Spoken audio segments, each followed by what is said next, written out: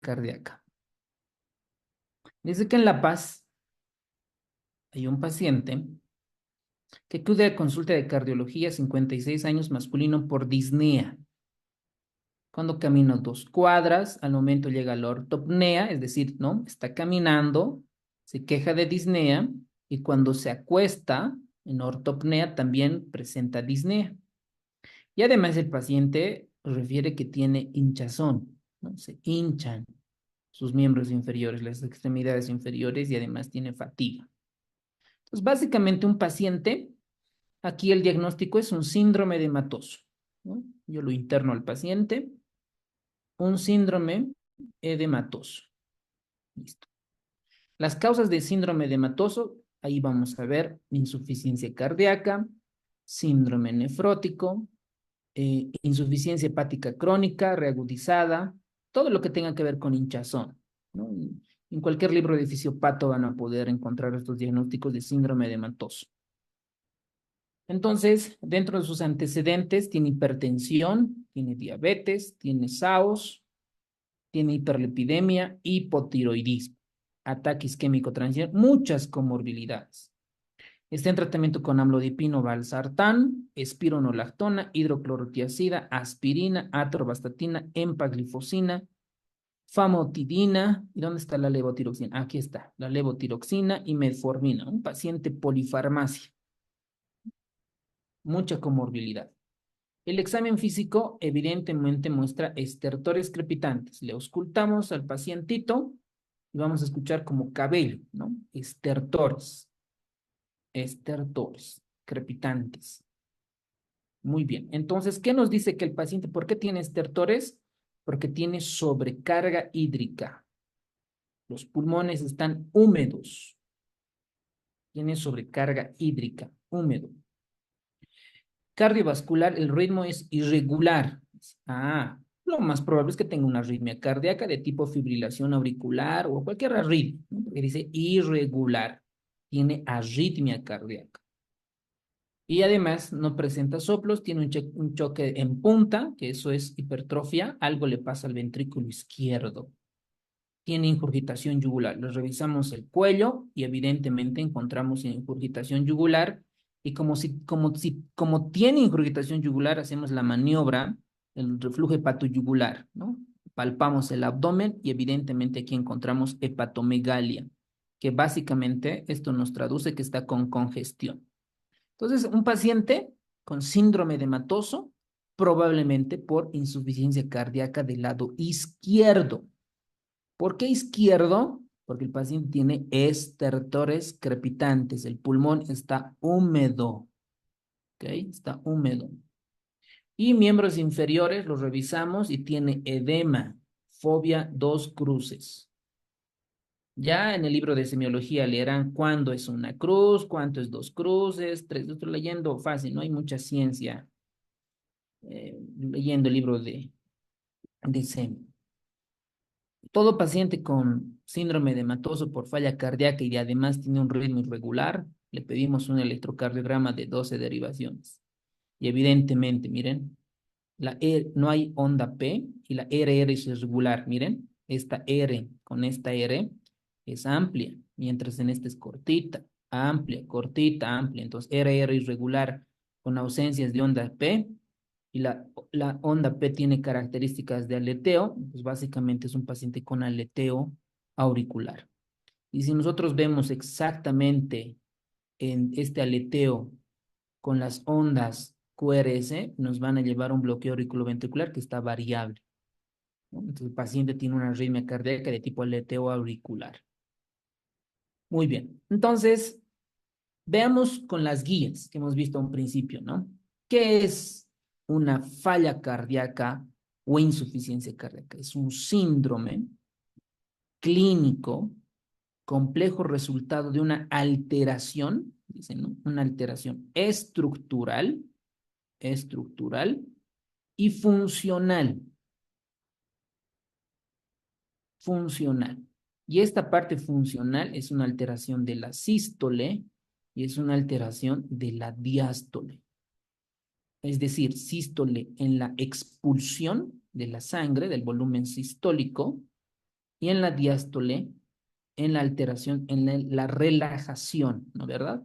En la relajación, o pueden también como llenado ventricular. Esta alteración estructural y funcional lleva a que el paciente tenga disnea, fatiga, edema y estertores. Es decir, el paciente está congestionado de líquido, congestión. Esto le lleva. Por eso el paciente está hinchado, en edema, en estertores, tiene ingurgitación yugular, reflujo hepatoyugular, porque el corazón no bombea bien, ¿no? Entonces, hasta ahí todo claro, ¿no? Fácil. Estas clasificaciones no las voy a comentar para no confundirlos, ¿ok? Porque en nuestra primera imagen ya lo vimos. ¿Qué dice Harrison en cuanto a la epidemiología? Miren esta tabla. Entre los 20 y 30 años, ¿no? Está 0,3, 0,3, 0,2 en varón, en mujeres, el porcentaje con insuficiencia cardíaca. Pasan los años, aumenta. Entre 40 y 59 años, miren, en la mujer se eleva ya falla cardíaca. Y aquí uno se pregunta, ¿por qué? Entre los 60 y 79 años se da la vuelta. El varón es el que tiene más falla cardíaca con 6,9. Ya al final, más de 80 años, el varón es el que tiene más falla cardíaca y aumenta la prevalencia e incidencia, ¿no? Entonces, cuanto una persona más edad cumplimos, más riesgo de tener falla cardíaca. Y aquí tenemos los predictores independientes de resultados adversos. ¿Quién va a tener falla cardíaca? Sexo masculino, por esto, ¿no ve? Por este estudio epidemiológico que hicieron. Acá los varones tienen más falla cardíaca. Aquí, la edad avanzada. El hecho de tener diabetes mellitus, listo, estamos tronados. Enfermedad renal crónica, cardiopatía isquémica, clase avanzada de la NIJA, presencia del tercer ruido. A ver, repasemos. ¿Quién lo hace el primer ruido cardíaco?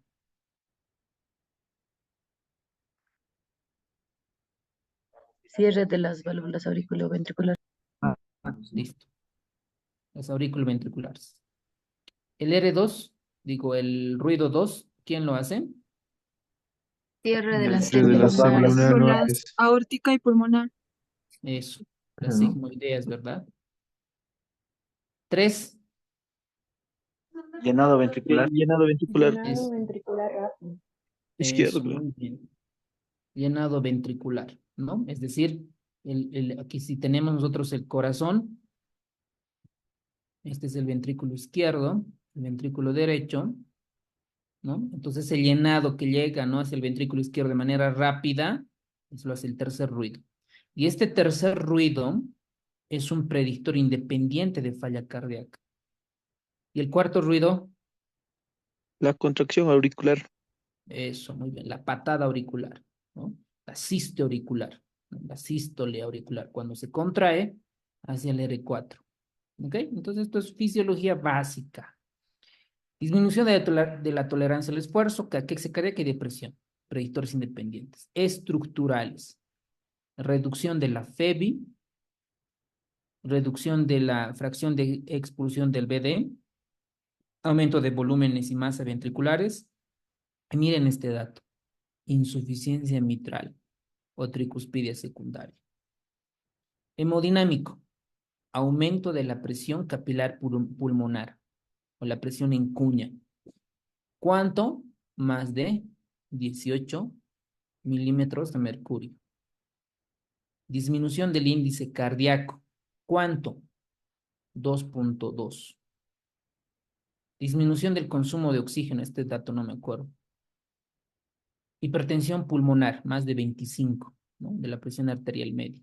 Y disfunción diastólica, ya sea desde el grado 1, grado 2, grado 3, etcétera, que hay un algoritmo para manejo. Bioquímicos, ahí está lo que ustedes les comentaba, ¿no?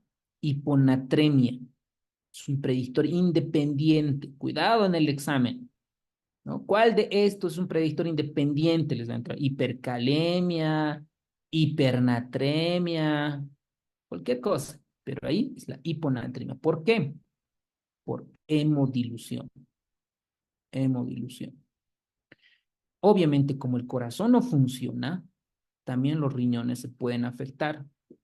Este es el síndrome cardiorrenal. Por eso, acá nos dicen que el deterioro de la función renal puede llevarnos, es un predictor independiente de mortalidad. La hiperuricemia lo mismo, aumento de los biomarcadores cardíacos, incremento de las neurohormonas plasmáticas como la renina. Taquicardia, complejo QRS ensanchados o bloqueo de rama izquierda. Esto es clave. Aquí van a acordarse los puntos de corte para terapia de resincronización cardíaca, ¿no? El QRS ensanchado, bloqueo de rama izquierda. Fibrilación auricular, actividad eléctrica ectópica, taquicardia ventricular y muerte súbita. Estos son los datos que nos dan el libro de Harrison. Ahora, las causas. Solo vamos a recordar lo más frecuente. Lo más frecuente. Para FEBI reducida, menos de 40, igual a 40, es la cardiopatía isquémica. Eso no se pueden olvidar. No se pueden olvidar. ¿Ok? Miren acá, en la pregunta que vimos a un inicio de clase, está la enfermedad de Chagas, ¿no? Y su respuesta es Chagas, pero esto en Latinoamérica. ¿Ok? Latinoamérica. Incluso, ¿no? Dice el libro de Harrison que el Chagas es la causa principal de falla cardíaca con fiebre reducida en Sudamérica. Al menos la pregunta debería de decir, ¿no? En Sudamérica, Chagas, correcto. Ahora, en África, en Asia, la causa más frecuente es la cardiopatía reumática. Entonces, anótense esto en su resumen o háganlo flashcard. Para falla cardíaca, la causa más frecuente a nivel mundial es cardiopatía isquémica. En África, Asia, cardiopatía reumática. En Sudamérica, Chagas. Chagas. ¿Ok? Muy bien. Ahora, por ejemplo, dice acá, insuficiencia cardíaca con conservación de la eyección. Para nosotros, según las guías, ¿cuándo es FEBI preservada? Punto de corte. Más de 50. Eso, muy bien, doctora. Mayor a 50. Acá, la causa más frecuente es la hipertrofia patológica. ¿Ok? La hipertrofia patológica. Y está los estados de alto gasto cardíaco.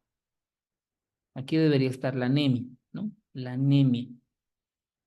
La derivación arteriovenosa. Beriberi. Esto sobre todo en pacientes de China. Tirotoxicosis.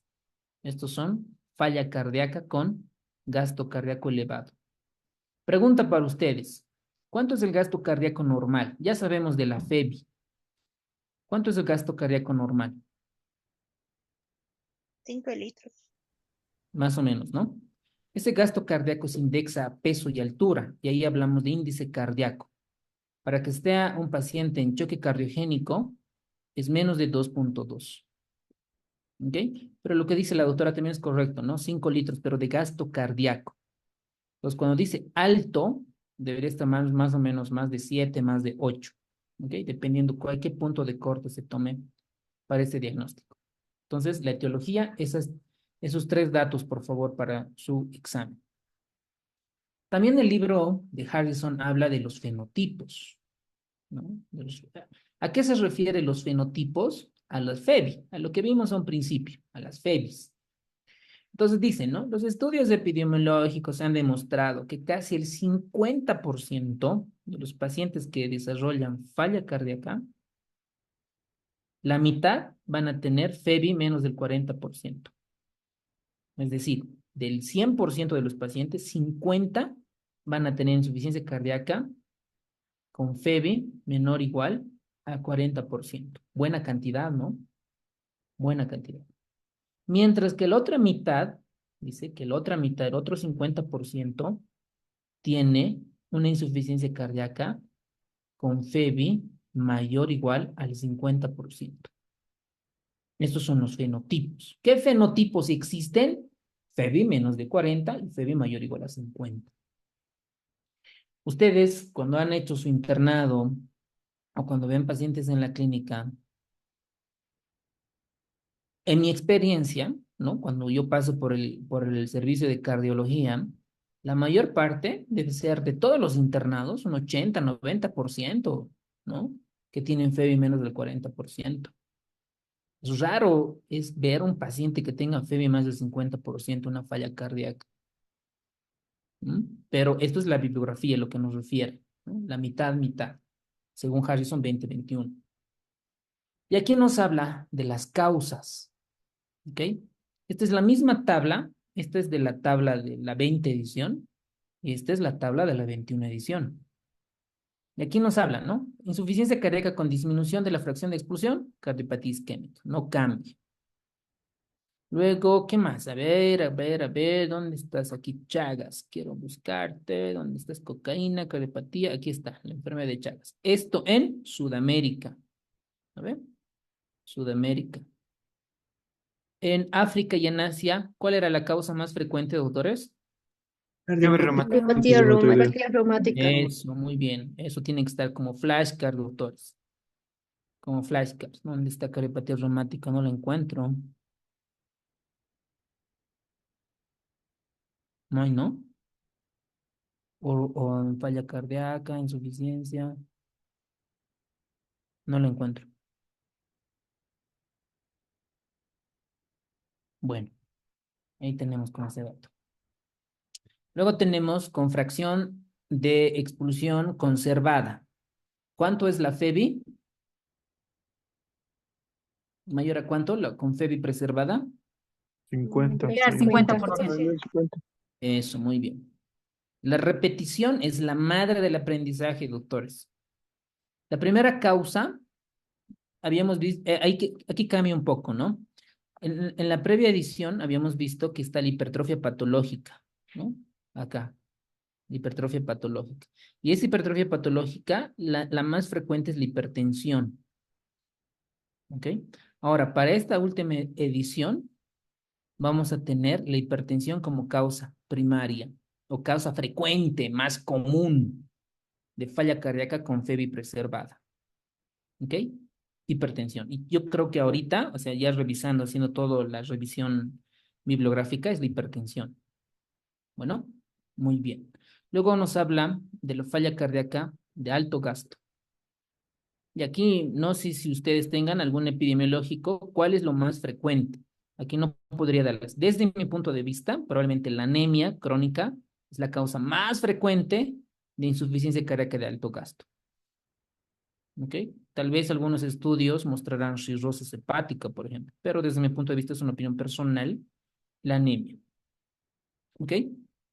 Muy bien. Hasta ahí queda claro, doctores, qué es y cómo se clasifica. ¿Tienen alguna pregunta hasta ahí? Doctor, entonces, en síntesis, ¿la causa más frecuente sería la hipertensión o los infartos? Con- ¿En cuál? ¿En qué tipo de insuficiencia? ¿Con FEBI reducida, preservada, ligeramente reducida o con alto gasto cardíaco? Ah, ya, si es preservada es hipertensión y si es reducida es infarto. Exacto. Cardiopatía isquémica, ¿no? Exacto. Así es, doctor. Muy bien. Doctor, una pregunta. Dígame. En la cardiopatía isquémica de alto gasto, Sí. ¿cuánto sería la FEBI? Ah, buena pregunta, doctora. Mira, eso. Y eso se confunden los médicos especialistas igual. No es lo mismo la FEBI que el gasto cardíaco. Incluso esto va para los especialistas. Yo puedo tener un paciente con FEBI de 15 y tener un buen gasto cardíaco, incluso alto. Puedo tener una FEBI de 60 con gasto cardíaco bajo. ¿A qué quiero llegar? Que la FEBI no es lo mismo que gasto cardíaco. La FEBI la saco con ecocardiografía por varios métodos y una de ellas es el Simpson. El gasto cardíaco también la saco con eco, pero saco con ITB, la velocidad de tracto de salida indexada con Doppler pulsado. A ver, les voy a mostrar para que esté. Buena pregunta, doctora. Esto es clave. Voy a descartar. Miren, vamos a poner acá. ¿Dónde está? Esto lo que vimos es la FEBI, ¿ven? El volumen telediastólico menos el volumen sistólico. Esto es FEBI por ecografía. El gasto cardíaco, ¿cómo es en inglés? Creo que es así, ¿no? Ahí está. Output cardíaco por ecocardiografía. Esto se saca con Doppler pulsado en el tracto de salida del ventrículo izquierdo.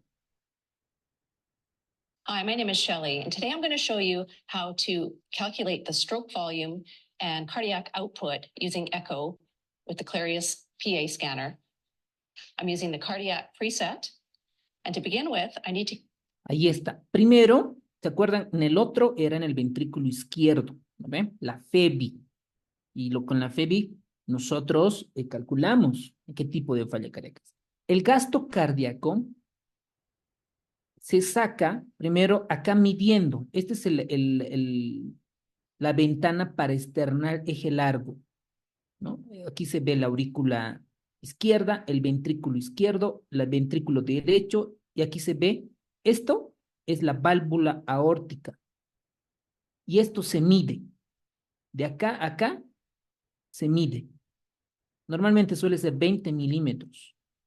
Y luego te vas a otra ventana que es la apical, donde se muestran las 4 cámaras y muestras a las 5 cámaras en el tracto de salida del ventrículo izquierdo y se pone Doppler pulsado y te sale el ITB, la velocidad integral.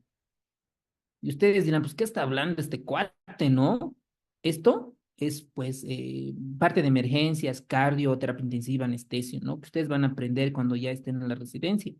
Van a volver a leer y repasar. Es alucinante. Entonces, eso es lo que va a sacar el gasto cardíaco. Okay, que es get diferente. a left ventricular outflow tract diameter. So I'm going to go to the parasternal window for this. Freeze my image. I want it with the valve open. Go to LVOT diameter and measure the LVOT close to the aortic valve opening. We'll take a picture. And now I'm going to move down to the apical window. So I'm now in the apical view, and I need the apical 5-chamber view, which includes the aortic valve and the left ventricular outflow.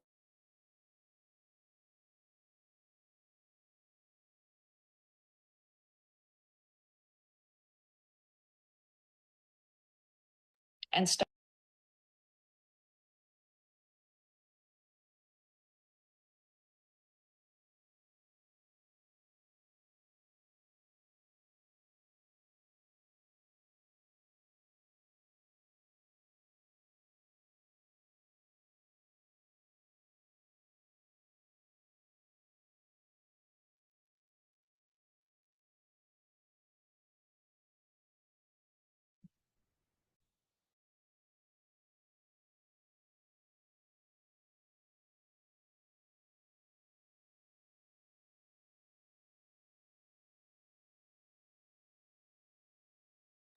Ahí está, doctores. Miren, acá el volumen sistólico tomó 141 cc. El volumen latido, ¿no ve? El ventrículo izquierdo con el que sale. Y su frecuencia cardíaca 46, ¿no? Que es este es el ITB, este blanquito. Entonces lo saca y ya va a salir el gasto cardíaco, no la FEBI. Back arrow to get to the report. Ahí está. El output, el gasto cardíaco, miren, está de 6.1 litros minuto. El CO, gasto cardíaco. ¿Ok? Entonces, muy buena pregunta, doctora. ¿Cuándo voy a denominar a un paciente con insuficiencia cardíaca con gasto alto? Ya no es FEBI, es gasto cardíaco. Gasto. ¿Cuánto? Más de 7, más de 8. ¿Ok, doctora? ¿Se entiende? ¿Se comprende?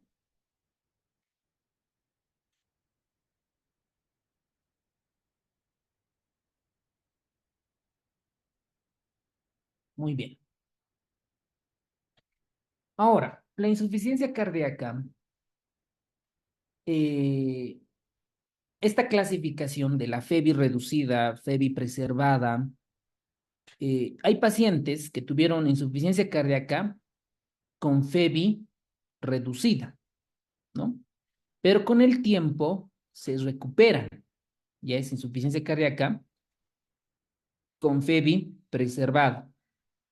¿Qué casos incluyen? ¿Qué casos? Pacientes, por ejemplo, que han tenido COVID, ¿no? Y en algún momento se han complicado con miocarditis, ¿no? Se han complicado con miocarditis, pero en el pasar del tiempo se recupera la falla cardíaca. Pacientes con miocardiopatía por sobrecarga hídrica, miocardiopatía puerperal, miocardiopatía inducida por taquicardia. Estos pacientes en algún momento tuvieron FEBI reducida, pero recuperan la FEBI. Entonces, por eso se las han estado clasificando en ese sentido. Ahora, los pacientes con falla cardíaca, ¿no? Entre 40 y 50, se han estado viendo, ¿no? Que es ligeramente reducida, ¿no? O con disminución leve de la FEBI. Y aquí muestra claramente que en los países desarrollados, la causa más frecuente es la cardiopatía isquémica, ¿no? Casi el 65% de los casos ocasiona falla cardíaca. Muy bien. El pronóstico, pues esto mucho depende de entre el 30 al 40% de los pacientes que fallecen antes del primer año a partir del diagnóstico. Tiene mucha mortalidad. Y el 60 al 70% mueren en los primeros 5 años a partir del diagnóstico. Y la clase 4, pacientes con insuficiencia cardíaca que tienen clase 4 de la NIJA, anualmente van a morir entre el 30 y el 70%. Es decir, tiene mucha mortalidad.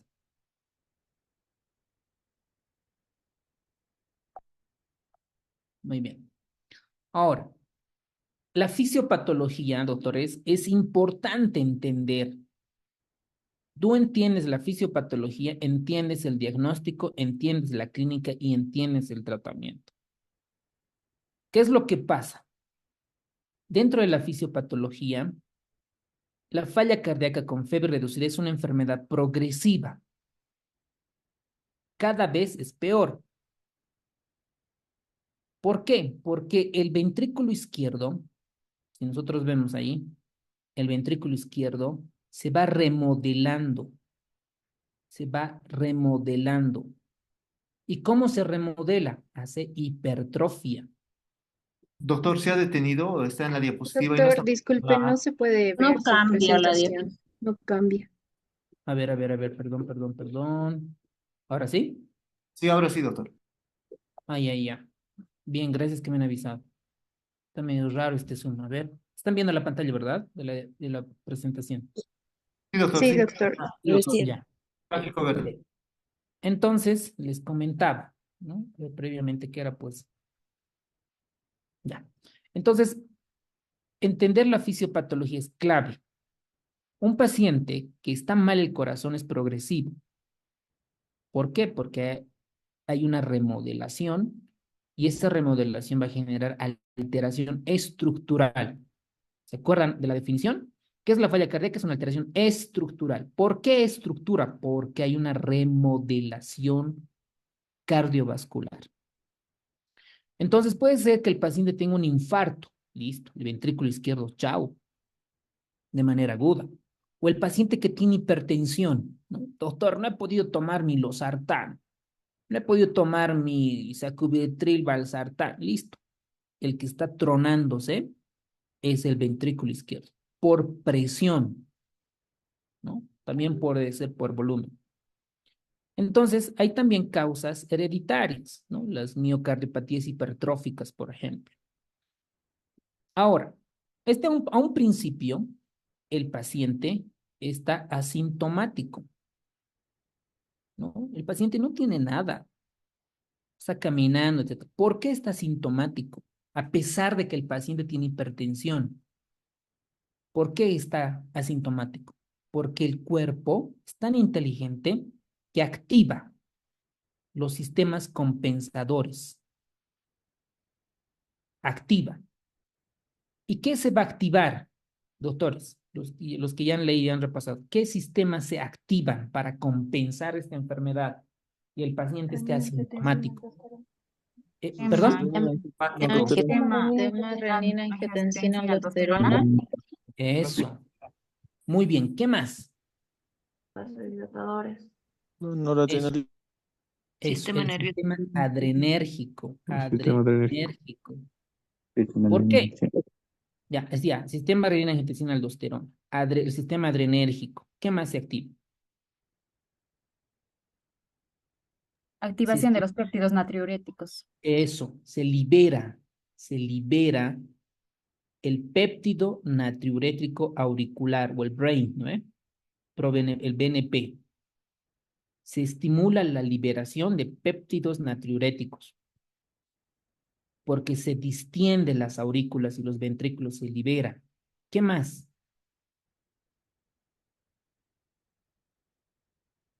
¿Qué más? ¿Qué más se activa para compensar el paciente esté asintomático? ¿Qué más, doctores? ¿Vasoreceptores? Ya, puede ser, ¿no? También los vasoreceptores. ¿Cuál es el objetivo de todo este sistema? El objetivo es que el paciente retenga la mayor cantidad de sodio y la mayor cantidad de agua. ¿Con quién? Con el sistema renina, angiotensina, aldosterona. Listo, el paciente está tranquilo, tiene más sal, más agua.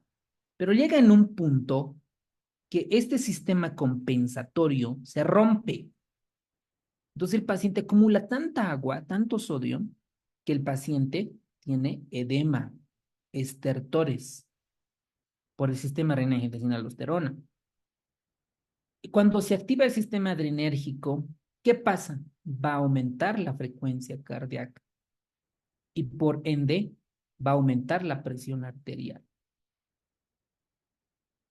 ¿Ok? Entonces, un paciente a un principio activa estos sistemas compensadores para mantener mayor sodio, mayor agua, buena frecuencia cardíaca. Y en el tratamiento es lo que se hace es inhibir estos sistemas compensadores. Para inhibir el sistema renina, angiotensina, aldosterona, ¿qué medicamento les vamos a dar? Yecas, Yeca. ARA. Eso, yecas, aras e inhibidores de la neprilicina, ¿no? Acá el tratamiento voy a dar yecas, aras e inhibidores de la neprilicina. Para el sistema adrenérgico, ¿qué voy a dar? Beta bloqueador. Eso, beta bloqueantes. Muy bien. Para estimular que contengan mayor cantidad de sustancias vasodilatadoras, ¿qué medicamento voy a dar?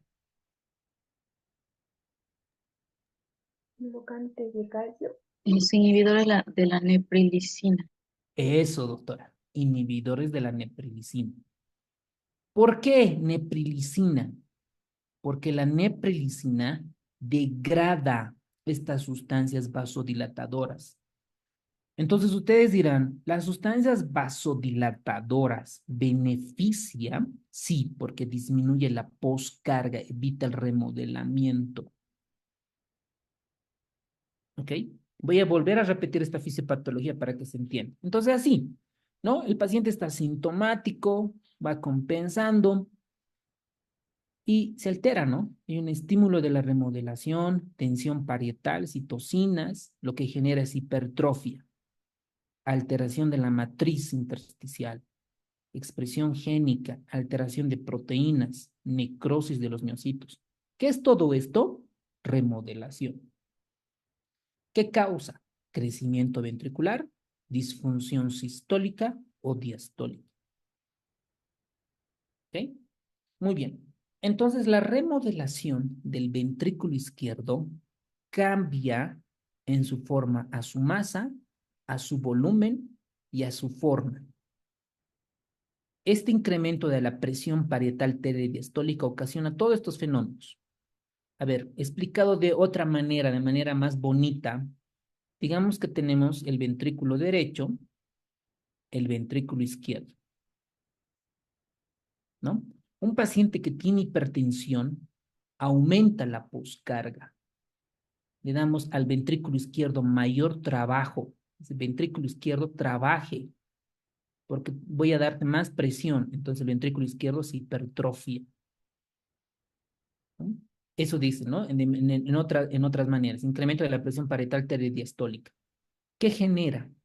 Hipoperfusión en el subendocardio, todo acá, hipoperfusión, incremento de la tensión oxidativa, inflamación y expresión de genes para la hipertrofia.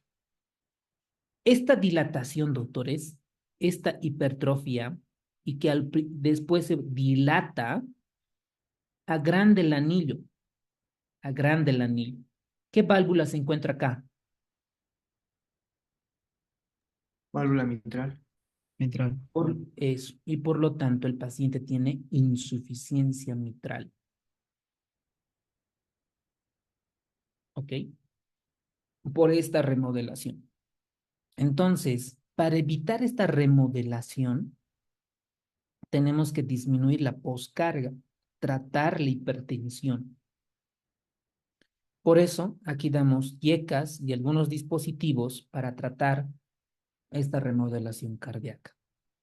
Y aquí tenemos mecanismos de remodelación.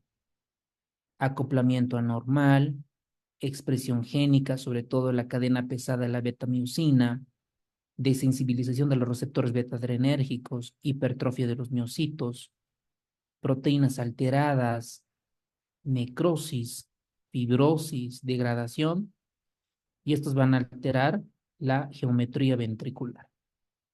¿Ok? Muy bien. Ahora, entonces, cuando un paciente está asintomático, está con falla cardíaca y está asintomático, ¿por qué está asintomático? Porque se activan los mecanismos compensadores, ¿no?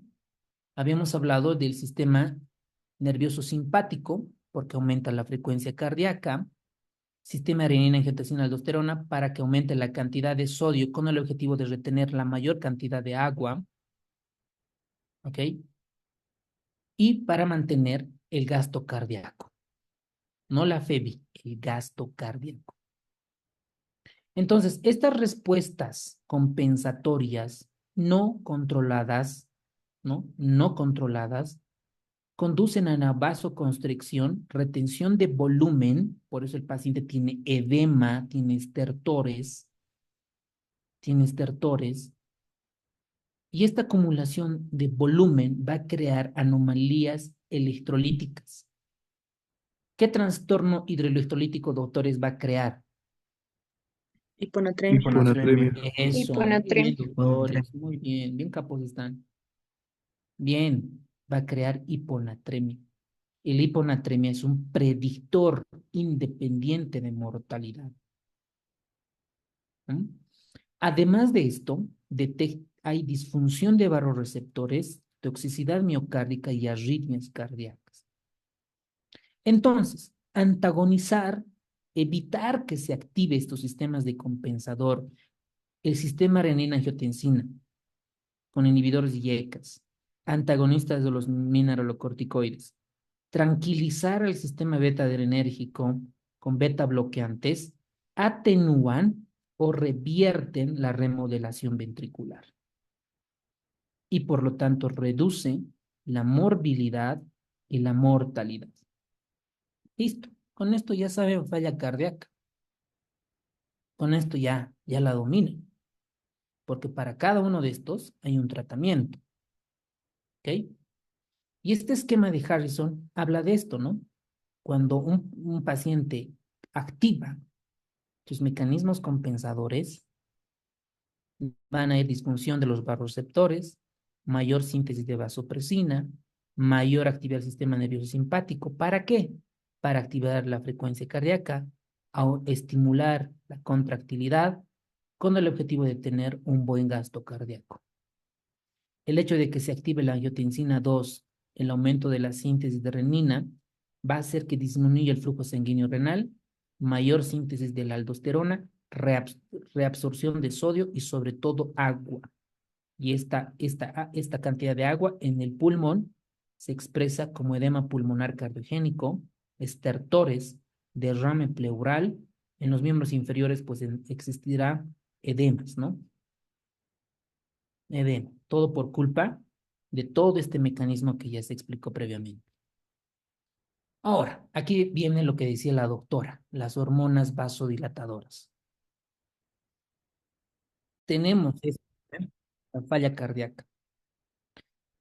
Entonces, tenemos un sistema de péptidos natriuréticos y el sistema renina-angiotensina-aldosterona.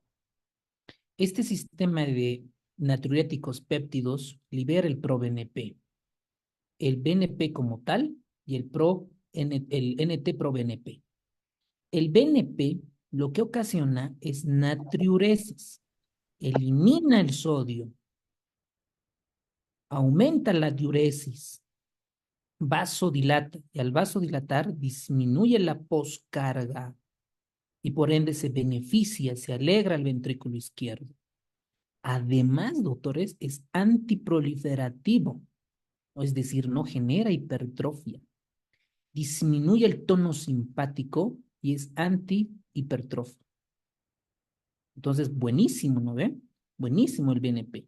Pero hay alguien que la degrada, que es la neprilicina. La degrada, la destruye. Entonces tenemos que inhibir, es decir, tranquilo neprilicina, que continúe la función del BNP.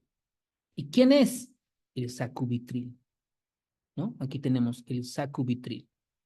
Sacubitril. Entonces, con el sacubitril inhibo a la neprilicina. Sabemos que la renina-angiotensina-aldosterona también se estimula, se activa para compensar. ¿Cuál será, doctores, el objetivo de que se active el sistema renina-angiotensina-aldosterona? ¿Por qué se activa? ¿Para qué se activa? Se activa porque hay una presión baja, ¿no, doctor? ¿Ya? Se activa para retener Para sodio y para retener agua. agua, Agua, ¿verdad? Todo esto, ¿no ve? Angiotensinógeno, angiotensina 1, un receptor, y aquí dice, ¿no? Sodio y agua retiene. ¿Qué produce la angiotensina? Vasoconstricción. Y si produce vasoconstricción, aumenta la presión arterial. Si aumenta la presión arterial, aumenta la poscarga al ventrículo izquierdo.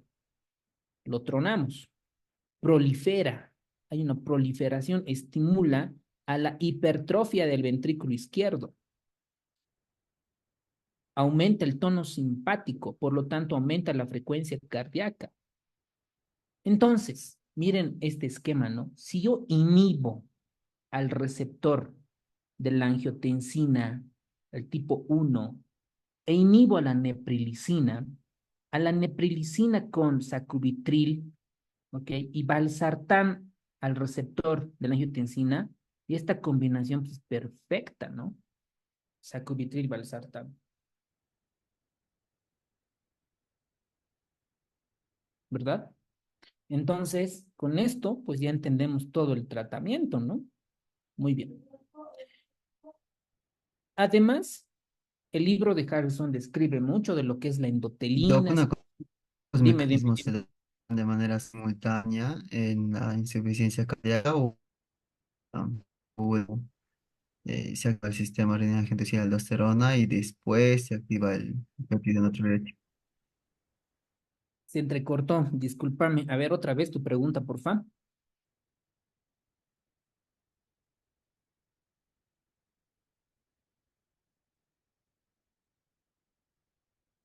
No te escuchamos. ¿Cuál era tu pregunta?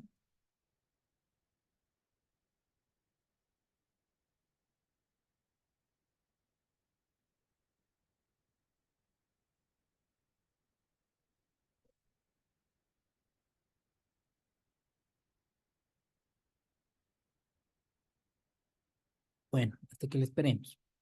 Entonces, la endotelina, todo el mundo conoce por fisiología, ¿no? Cualquier médico. La endotelina es un vasoconstrictor, ¿ok? Por lo tanto, si es un vasoconstrictor, aumenta la presión arterial, por lo tanto, aumenta la poscarga, por lo tanto, sufre el ventrículo izquierdo. ¿Ok? Pero se han hecho estudios que antagonizando la endotelina no hay buenos resultados. Y por eso casi siempre digo, la fisiopatología no siempre correlaciona con medicina basada en la evidencia. Para conocer bien la medicina, estudias, ¿no ven? Fisiología, anatomía, fisiopatología, semiología, cardiología, tratamiento, fármaco, estudias. Bonito, ¿no? Pero eso lo que tú conoces, lo que nosotros conocemos, no necesariamente se relaciona con medicina basada en la evidencia.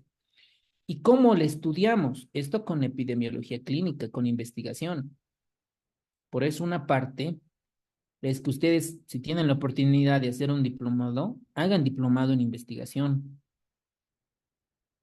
para entender cómo se hacen los estudios, cómo interpretar los estudios, cómo hacer un buen protocolo de investigación, porque ahorita los que están egresando, sus trabajos de final de la residencia es una pena, el 95%. Entonces, el hecho de que hagan un diplomado en investigación, hay una de Chile que les comparto, y buenísima, buenísima.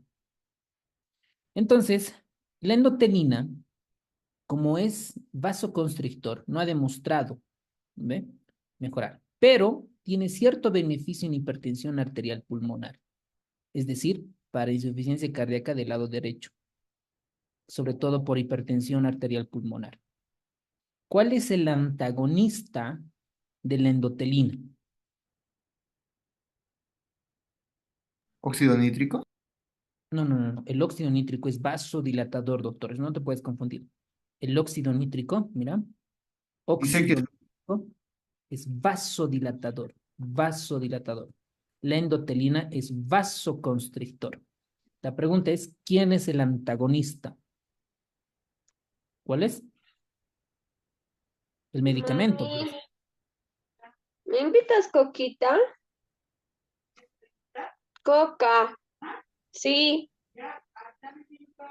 ya, mírale. A nosotros también, todos los del curso. Que nos invite Coca. vamos a acudir. Vamos a acudir. Un bolito. Un cafecito más, listo. Antes de ir a bolichear. Invita a Nicole. Ya, avanzaremos. Entonces, el medicamento es el Bosentan, ¿no?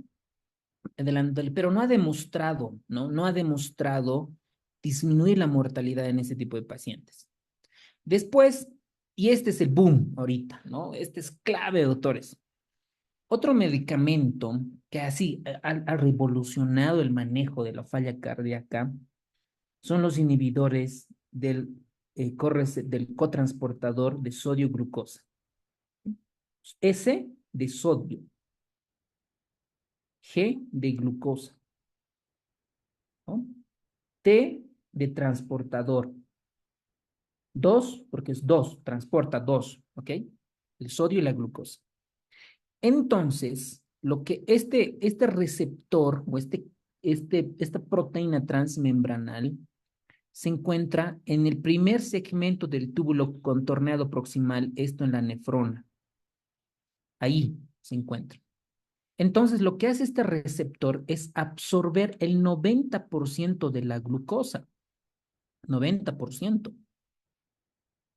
Entonces, este receptor, lo que hace estos medicamentos, sobre todo la empaglifosina, compite con este receptor. ¿Para qué? Para que por la orina se libere la glucosa. Se libere la glucosa. Entonces, al liberarse la glucosa, por ósmosis, va a jalar protóxido de hidrógeno, agua, ¿ok? Elimina el agua. Y por lo tanto, el paciente puede tener disminución de la sobrecarga hídrica. Entonces, los inhibidores de la CGLT2 van a tener un efecto diurético porque al eliminar la glucosa, el azúcar jala agua por ósmosis. Hay glucosuria tiene un fenómeno de nefroprotección e incrementa la síntesis de eritropoyetina. ¡Wow! Excelente. ¿Qué pasa en el corazón? Disminuye el remodelado ventricular y mejora la función diastólica. Recuerden que en insuficiencia cardíaca había una alteración en la estructura y en la función. Aquí mejora la función diastólica con este medicamento.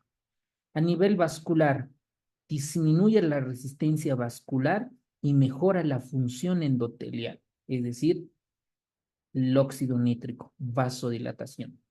Y a nivel mitocondrial, incrementa la utilización de cuerpos cetónicos y mejora el procesamiento en cuanto a las monedas energéticas del ATP. Wow, o sea, de este medicamento, los inhibidores de la CGLT2 se han encontrado muchas. Y a nosotros lo que nos interesa en este momento es en el corazón. ¿Ok? Doctor, eso de la SGLT2, volviendo a la anterior diapositiva, he visto siempre a bastantes especialistas, más que todo internistas, hablar que es un medicamento, cuando he podido aprender, para insuficiencia renal, si sería el primer cuadro, insuficiencia renal crónica, el último cuadro, la mitocondria, si sería para la diabetes tipo 2, ¿no? Cuando se da, y la parte para evitar el remodelamiento cardíaco, ¿no? Cuando es el corazón.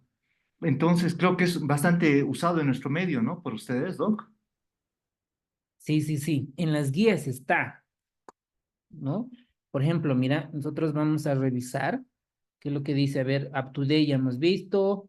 A ver, vamos a otra base de datos, otra medicina basada en la evidencia, Dynamet. Miren, en fracción de eyección, mira, a ver, primero vamos a la reducida, ¿ok? Falla cardíaca con fiebre reducida. Vámonos al tratamiento. Tratamiento. Recuerden que ahí estaba la empaglifosina. Aquí está. Inhibidor del cotransportador sodio-glucosa, CGLT2. Una recomendación fuerte. ¿Qué medicamento? La empaglifosina. Para falla cardíaca con fiebre reducida. Vámonos con FEBI preservada. Evaluación, management, manejo. Aquí debería de estar. Aquí está. Usar inhibidor del sodio-glucosa cotransportador porque disminuye las hospitalizaciones de falla cardíaca. Tiene fuerte recomendación. Y por último, para ligeramente reducida. ¿Dónde estás? Los tipos, descripción general. Aquí está. Administrar empaglifosina para disminuir el riesgo de hospitalización por insuficiencia cardíaca. Imagínense un medicamento para los 3 tipos de falla cardíaca. Está alucinante.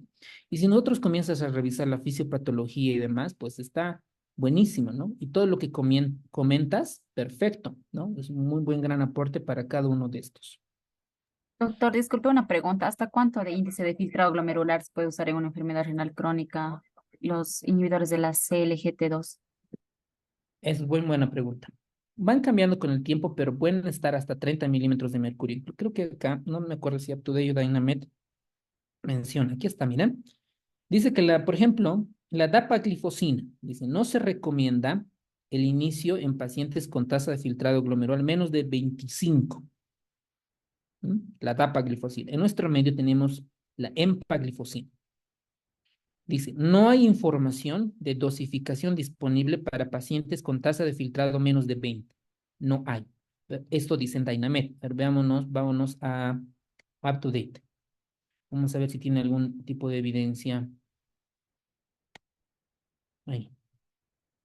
Debe estar en inglés. Empaglifosina. A ver.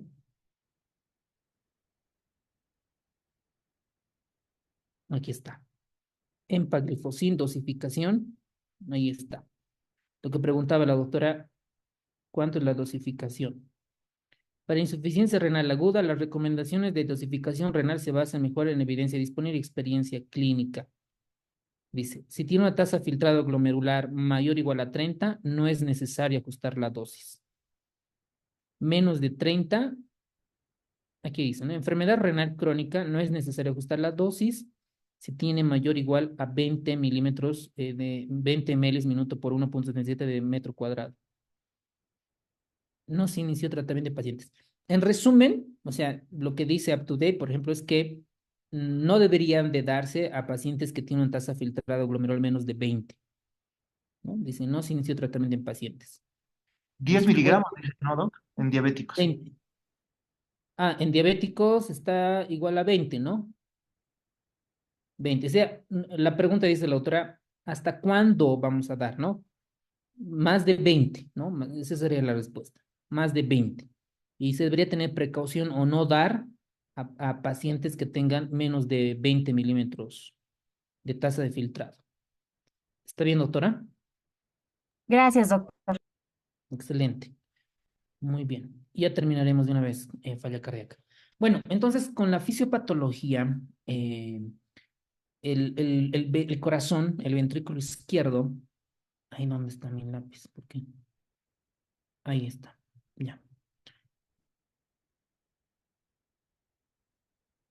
Entonces, lo que pasa es que el ventrículo derecho, el ventrículo izquierdo se remodela, ¿verdad? Se remodela. Y por lo tanto, como se remodela, crece el ventrículo izquierdo, hay una asincronía. Hay libros enteros de asincronías ventriculares. Entonces, esta sincronía lo que genera es, no se contraen al mismo tiempo. Por eso dice que hasta el 30% de los pacientes con falla cardíaca se asocia a prolongación del QRS. ¿Qué quiere decir? Como el ventrículo izquierdo crece, ¿no? Por la remodelación, en el electrocardiograma hay una prolongación del QRS. Incluso hay punto de corte que lo vamos a ver. Entonces, esta pérdida de sincronización eléctrica en el electrocardiograma se manifiesta por aumento del QRS o por bloqueo de rama izquierda. Eso anótense, por favor. O con retraso de la conducción intraventricular. También indirectamente los pacientes pueden desarrollar fibrilación auricular. Además, estos pacientes, como el ventrículo derecho se dilata tanto, estoy exagerando, el anillo se descompone todo el aparato subvalvular y genera insuficiencia mitral. ¿Cómo voy a diagnosticar? Con un ecocardiograma para ver el reflujo, ¿no? Entre el ventrículo izquierdo y la aurícula, y ahí la insuficiencia mitral. Y habla el libro de Harrison un poco de las interacciones cardiorrenales, ahí está el síndrome cardiorrenal y la congestión intestinal por el edema, ¿no? Por el líquido que está en el intestino, se altera el microbioma y estos lipopolisacáridos pueden aumentar en ese tipo de pacientes y aumentar las sustancias proinflamatorias y que el paciente esté peor, ¿no? Y eso entra en caquexia cardíaca. Y los estados de alto gasto cardíaco, que no es lo mismo que la FEBI, ¿no? Entonces habíamos visto que la anemia es una de las causas frecuentes de pacientes con insuficiencia cardíaca de alto gasto cardíaco. ¿En quiénes? Por ejemplo, en una hemoglobina menos de 8 ya se ha demostrado, ¿no? Punto de corte. Esto, por favor, háganse un flashcard para comenzar a ver estos. También se ha descrito que en pacientes con falla cardíaca de alto gasto, las causas más frecuentes fueron obesidad, hepatopatía en 23%, fístulas arteriovenosas, enfermedad pulmonar y trastornos mieloproliferativos. Listo. Creo que nos hemos abarcado mucho en fisiopatología. La clínica es fácil, ¿no? O sea, si yo sé fisiopato, ya sé que un paciente con falla cardíaca del lado izquierdo va a tener comprometidos los pulmones. Y si tiene comprometidos los pulmones, el paciente va a tener disnea, ¿no? Va a tener falta de aire. Entonces, esta falta de aire se puede traducir como ortopnea, que es la falta de aire cuando un paciente está acostado, está descansando. La disnea paroxística nocturna es cuando el paciente está descansando, ¿no? Está durmiendo y de repente a la medianoche se despierta porque le falta el aire. La disnea paroxística nocturna. El asma cardíaca es cuando un paciente, ¿no? Le falta el aire, pero además tiene broncoconstricción, que lo vamos a ver en neuro. Entonces tiene broncoconstricción y eso se denomina el asma cardíaca. Además, en estadios tardíos, los pacientes tienen respiración de Cheyne-Stokes, es decir, respiran rápido, ¿no? Comienzan a respirar rápido y entran en un periodo de apnea y otra vez rápido, ¿no? Es la respiración de Cheyne-Stokes cíclica. Y otros síntomas que ustedes pueden ver. Es un paciente cuando lo revisamos, vemos, ¿no? Esto, que es la incurgitación yugular, ¿no? Que es datos de sobrecarga izquierda o derecha también puede ser. No tiene buena sensibilidad para ver estos tipos de datos. Y un paciente que llega a la emergencia le vamos a pedir una radiografía de tórax. Y esta radiografía de tórax vamos a encontrar primero cardiomegalia, ¿no? El índice cardiotorácico amplio. Vamos a encontrar la cefalización de los vasos, porque está muy congestionado. Las líneas B de Kerley, que es nada más el líquido que está sobrepasando por el aumento de la presión hidrostática, un derrame pleural. Y el derrame pleural en falla cardíaca, ¿dónde es frecuente? ¿En el lado derecho o en el lado izquierdo? ¿O en ambas partes? ¿Dónde es frecuente? Derecho. Derecho. Exacto. Derecho. Muy bien. Es frecuente en el lado derecho, derecho siempre, ¿ok? Puede haber bilateral, no pasa nada. Ahora, la exploración cardíaca, pues lo único que vamos a encontrar es el punto de impulso máximo, ¿no? Entre el quinto espacio, habíamos visto que el R3 es un predictor independiente de mortalidad y podemos encontrar soplos, ¿no? ¿Cómo es el soplo de una insuficiencia mitral? ¿Qué tipo de soplo es? Soplo sistólico. Sistólico. Eso, muy bien. Apical, ¿no? El vértice. Axila.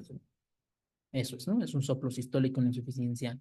Entonces, un paciente que ustedes ven con insuficiencia cardíaca, con problema cardíaco, siempre es importante auscultar, sobre todo para detectar datos de insuficiencia mitral. Lo mismo hemos visto en infarto. Y en el abdomen, todo lo que es congestión, hepatomegalia, ascitis, edema, caquexia y demás. Y en el lado derecho, el pulmón básicamente está limpio, ¿no? Creo que aquí tengo una imagen que lo vamos a ver. Eso es con relación. Entonces, las guías manejan estas etapas, ¿ok? En la etapa A, el paciente no tiene clínica, no tiene disnea, edema, no tiene nada de eso, pero tiene factores de riesgo. Factores de riesgo tiene. ¿Qué tiene? Hipertensión, diabetes, para que pueda desarrollar. Es una etapa A. La etapa B, el paciente ya tiene clínica, una NIJA 1. El paciente, su corazón, ya tiene un daño estructural, sobre todo cicatrices, infarto, pero no tiene datos de insuficiencia cardíaca aguda como tal. La etapa C, ya existe un daño estructural. La paciente ya tiene signos y síntomas de insuficiencia cardíaca, disnea, incurgitación yugular, reflujo hepatoyugular, edema y demás. Y la etapa D es un paciente en insuficiencia cardíaca en etapa terminal, ¿no? Y básicamente ahí necesita trasplante cardíaco. Estas son la clasificación de la NIJA, que las dominan perfectamente. Y el diagnóstico, ¿no? El paciente llega, dice, doctor, me falta el aire. ¿Qué más tiene, doctor? Se han hinchado mis pies. Listo, ¿qué hacemos? Signos vitales primero, ¿no? Le tomaremos signos vitales y le vamos a pedir una radiografía de tórax, ¿no? Para ver, le vamos a pedir un hemograma, una glucemia, para ver si tiene diabetes mellitus tipo 2, una hemoglobina glucosilada, A1C. Le vamos a pedir un electrocardiograma de 12 derivaciones, un examen general de orina para ver proteinúria, albuminuria.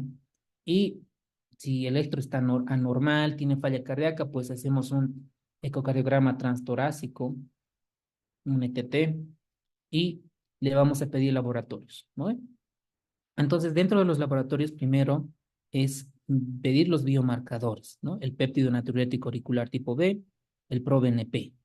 Sobre todo esto nos ayuda en el contexto de consulta para ver si la causa de la disnea es de origen cardíaco o no cardíaco.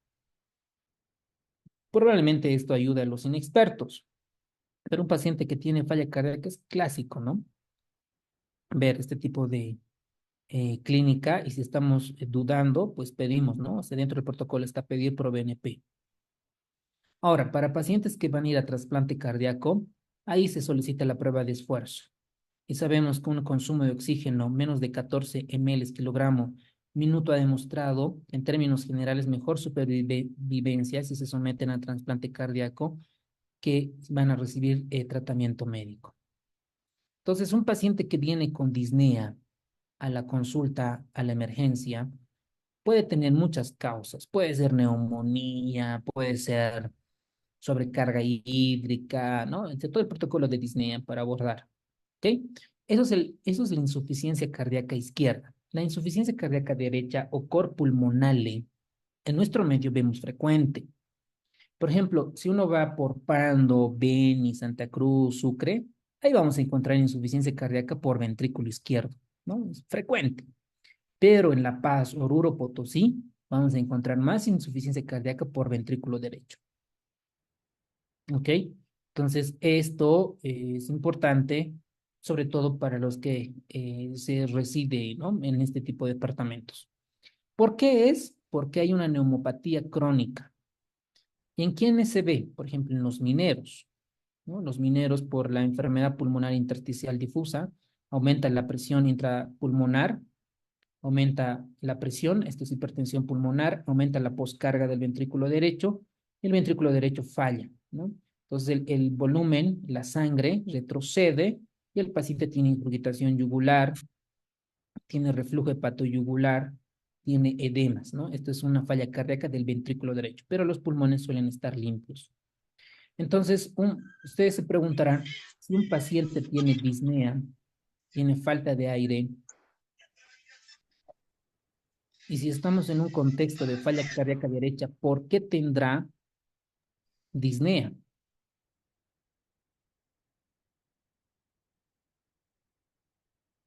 La respuesta es porque el paciente puede tener alguna infección.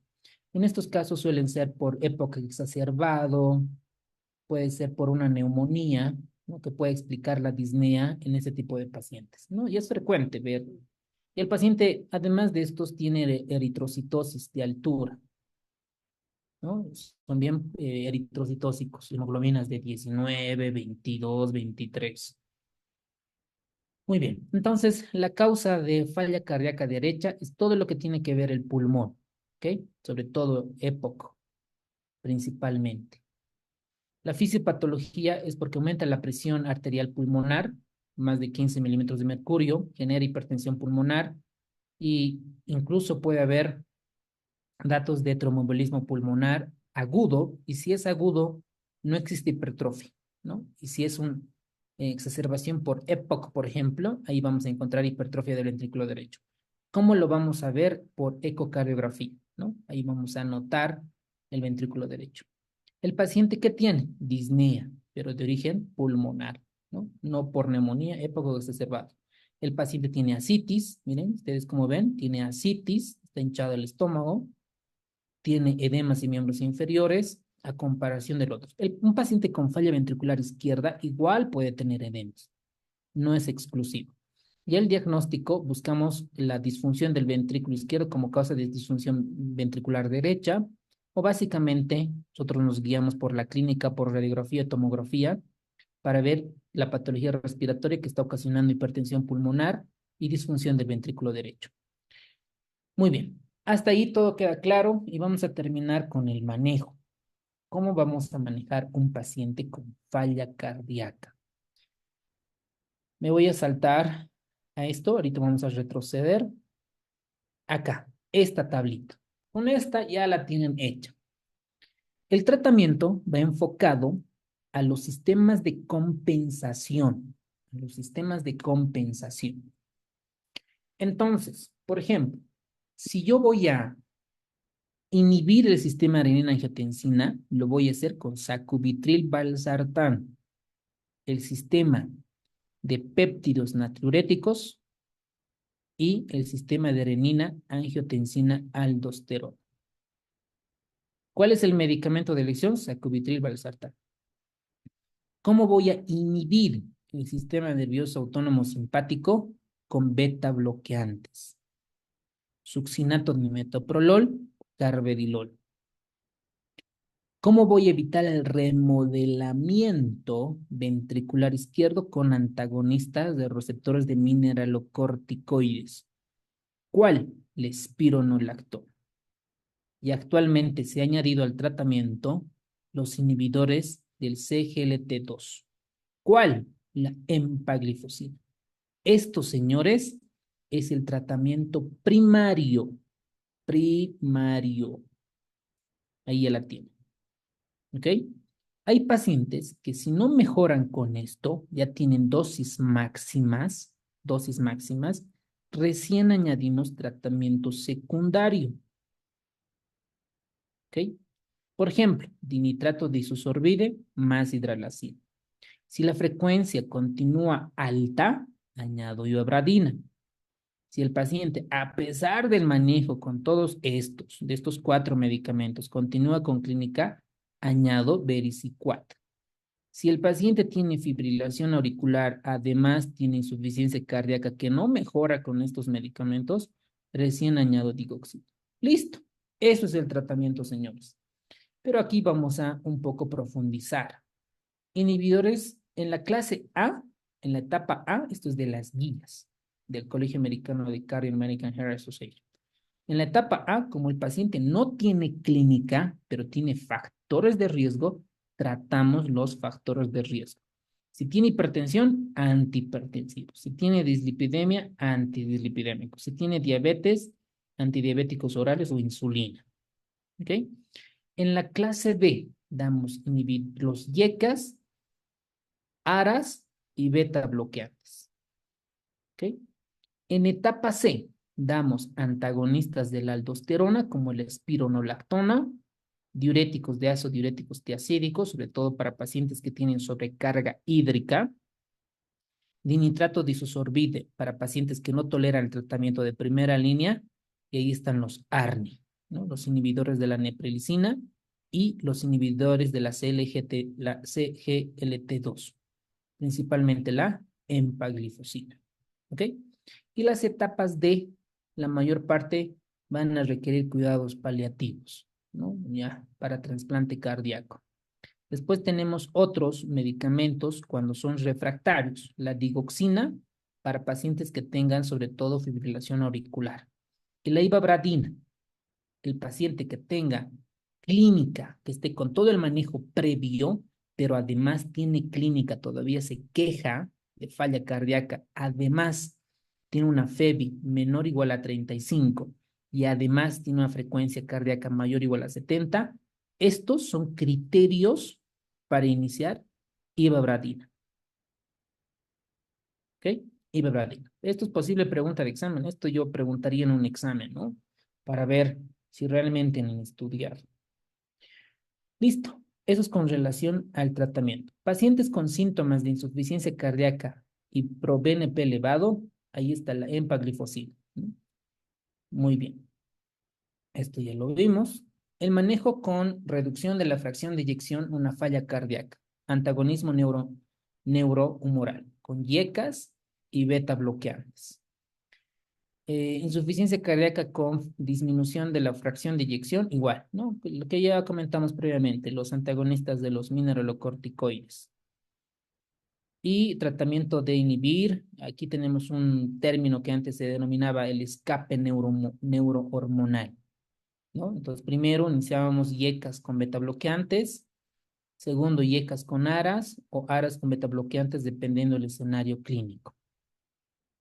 Y lo que les comentaba de la ivabradina, ¿no? Pacientes con insuficiencia cardíaca clase funcional 2-3 que continúan con frecuencia cardíaca mayor o igual a 70 latidos por minuto. Y la digoxina, pues ya no es un medicamento de primera línea, ¿no? Pacientes que tengan, por ejemplo, FA. Diuréticos, no mejora la supervivencia, está indicado para pacientes que tienen sobrecarga hídrica. Sobrecarga hídrica.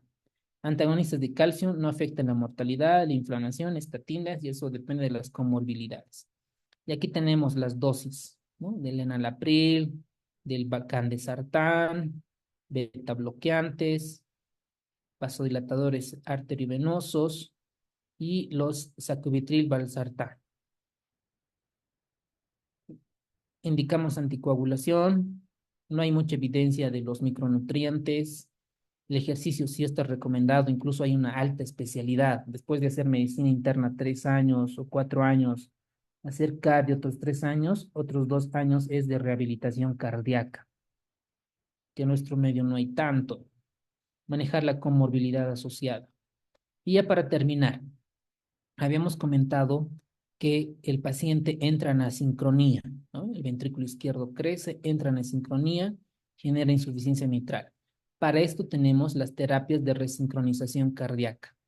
Entonces, ¿en quiénes está indicado la terapia de resincronización cardíaca? En pacientes que tienen un QRS mayor a 149 milisegundos con un patrón de bloqueo de rama izquierda. Posible pregunta de examen. Y aquí tenemos otras indicaciones, por ejemplo, terapia de resincronización cardíaca, ¿no? Pacientes que tengan un bloqueo de rama izquierda con mayor a 150 milisegundos y además que tengan una FEBI menos del 35%. Con esto voy a sincronizar la contracción del ventrículo izquierdo, ¿ok? También los pacientes mueren de muerte súbita, ¿no? Todo habíamos comentado que los pacientes cardíacos pueden tener muerte súbita. Y para esto está indicado el desfibrilador automático implantable. Tenemos dos escenarios clínicos, una prevención secundaria y una prevención primaria. La prevención secundaria es a todos los pacientes que han salido de un paro cardíaco o que hayan tenido una taquicardia ventricular sostenida sin una causa claramente reversible. Eso en esos pacientes está indicado el desfibrilador automático implantable. Como prevención primaria, tenemos pacientes con insuficiencia cardíaca menos de 35 de FEBI, con clase funcional 2 y 3, principalmente. Y también hay otro escenario clínico, pacientes que tengan FEBI menos de 30% con una clase funcional 1 de la NIGA. ¿Ok? Muy bien. Aquí tenemos, miren, la radiografía. Esto es como un marcapaso, que se le pone ahí dos cablecitos, que van uno a la aurícula, otro al ventrículo. En este caso creo que los dos están en el ventrículo. Miren, para que sincronicen ambas partes. Incluso ya esto los cardiólogos, específicamente los que hacen alta especialidad en electrofisiología cardíaca, se encargan de esto, ¿verdad? Incluso hay algunos que vienen con marcapaso, ¿no? Viene marcapaso, desfibrilador automático implantable y resincronizador cardíaco. Muy bien, ¿qué más? ¿Qué más acá? El tratamiento, cuando un paciente ya llega a la etapa final, pues está el soporte circulatorio mecánico. Esto puede ser a corto plazo, a largo plazo, y yo creo que ustedes ya van a estar preparados para esto, para implantar, sobre todo el Impela, ¿no? Es un dispositivo de circulatorio mecánico para pacientes con falla cardíaca avanzada. Y el tratamiento de sostén, ¿no? Los pacientes que no pueden resistir van a cuidados paliativos. Ya pues a terapia intensiva nos llegan muchos casos, ¿no? Pacientes con insuficiencia cardíaca que están a punto de fallecer, pero ya pues su tercera reinternación, hiponatremia, la creatinina en 4, en 5, cardiomegalia, ¿ya qué vas a hacer? ¿No? Pues pacientes cuidados paliativos nada más, ¿no? Muy bien. Eso sería, señores, con relación a insuficiencia cardíaca entre etiología, fisiopato, diagnóstico y tratamiento. ¿Alguien tiene alguna pregunta? Nada. Y en 5 minutos voy a terminar